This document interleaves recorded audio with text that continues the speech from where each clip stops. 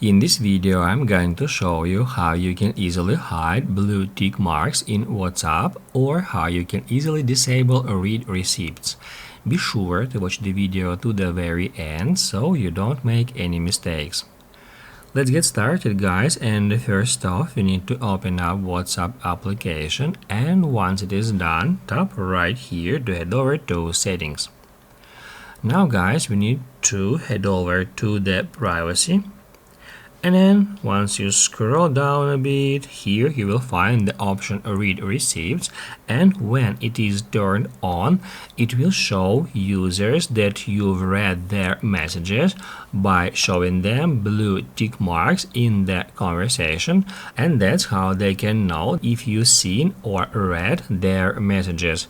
However, if you don't want to allow them to know if you've seen or read their messages, then just turn off this option.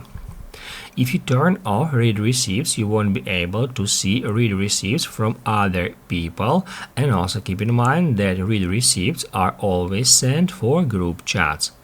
If this video was helpful for you, don't forget to hit the like button.